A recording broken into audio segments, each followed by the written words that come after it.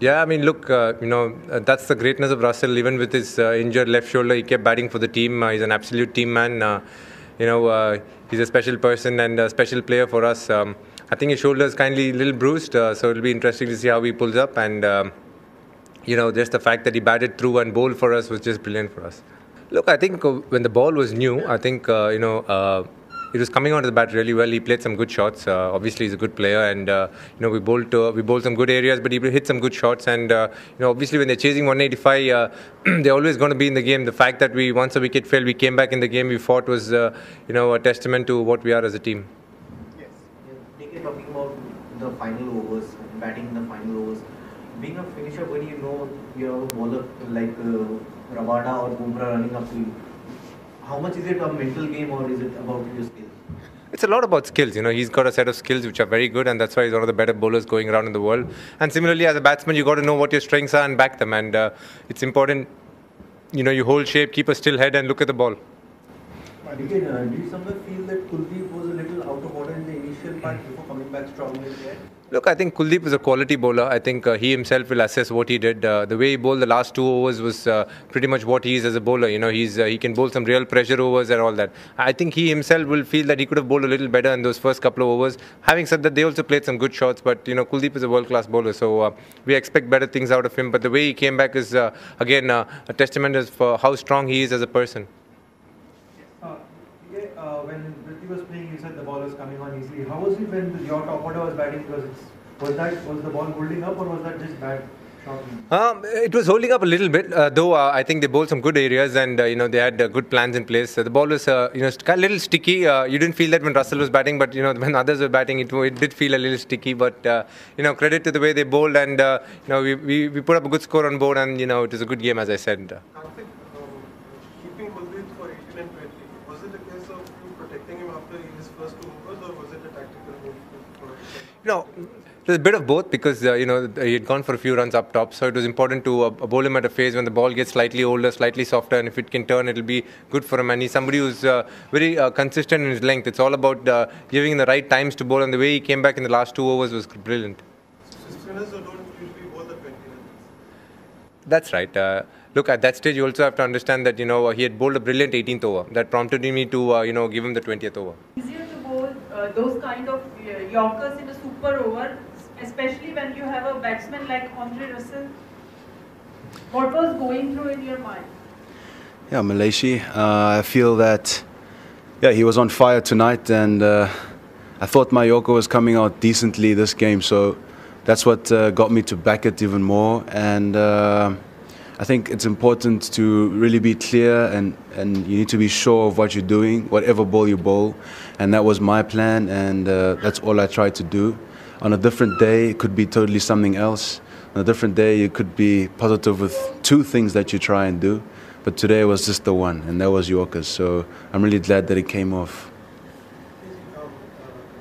Can you tell us what you did between the time you decided that you were going to bowl that over and then going out of the field and bowling that over? What did you do? Well, I was sort of sitting around in my shorts because I went downstairs. I was sitting upstairs with Shikhar Dhawan, and we were having a chat, and we thought, oh, this game is ours. But they say cricket's a funny game. So I said to Shikhar, let's go downstairs, let's go support the guys. So I'm sitting there in my shorts, and then obviously the match was tied, and then I was just hanging around there waiting to see who was going to bowl, and James Hope said, go put your stuff on.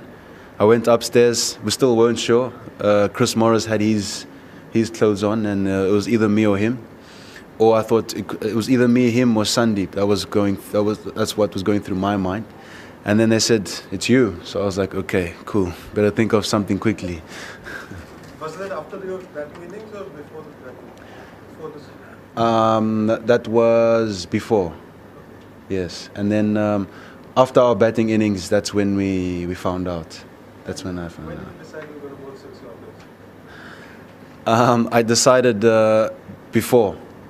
I thought, big boundary, what do we bowl here? We could bowl bouncers, we could bowl slow balls. It's risky, it's gamble balls. I wasn't really feeling them on that day. On another day, I could have felt them. But today I felt the Yorker. and we won, Malaysia.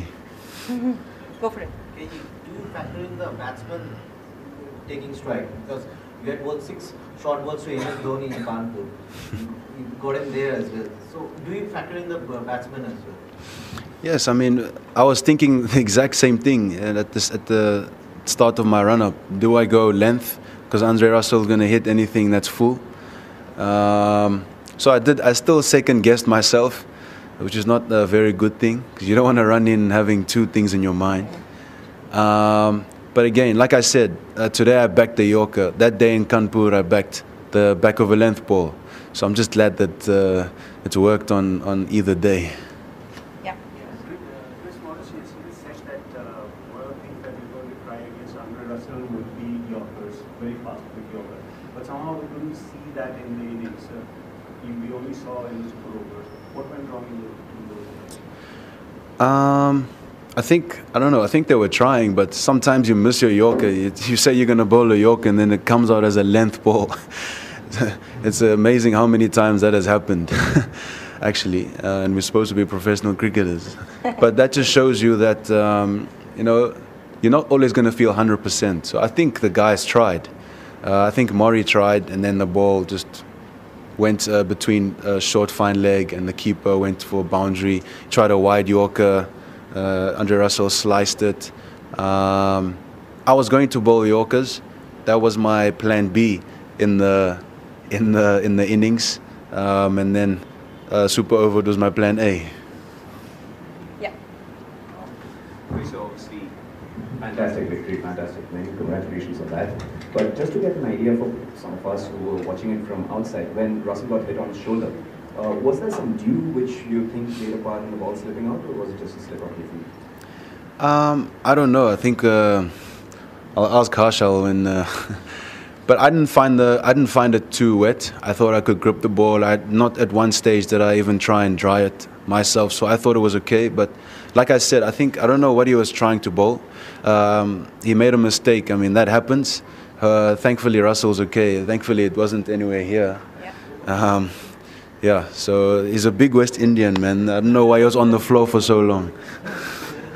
Give him grief about that. Yeah. Can you tell us how difficult it is to nail a Yorker? The margin of error is less than any other ball, right? I guess so, and especially to guys who hit at the death, who are really good at the death.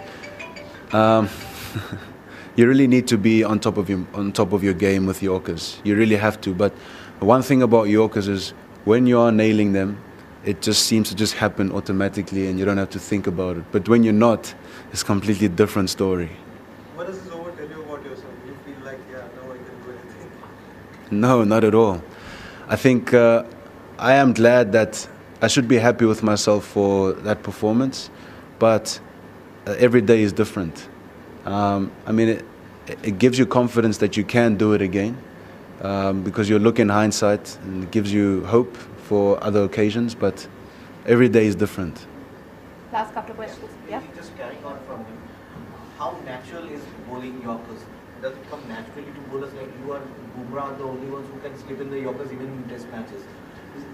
Has that got anything to do with being natural at bowling Yorkers, or you can just develop it? Yes and no. I think some bowlers are just natural. Like some bowlers bowl it a lot. Like Mitchell Starc bowls it a lot. Lasith Malinga's been doing it all his career. Bumrah does it a lot. So I think the guys who do it a lot, I think they are the ones who can nail it. And I mean, look at all the best Yorker bowlers. Ambrose. You look at Wasim Akram. I mean, Waqar Younis, they saw balls. They saw a Yorker as a wicket-taking option in any format. So if you can see that, and you got some pace as well, it's a ball that you're going to back. It's like a surprise ball, a ball that catches batsmen off guard. Even when they know it's coming, it can still get them out. So I feel that, yes, it is natural, and yes, you can also develop it. Easier to bowl those kind of Yorkers in a super over, especially when you have a batsman like Andre Russell. What was going through in your mind? Yeah, Malaysia. I feel that, he was on fire tonight, and I thought my Yorker was coming out decently this game, so that's what got me to back it even more. And I I think it's important to really be clear and you need to be sure of what you're doing, whatever ball you bowl. And that was my plan, and that's all I tried to do.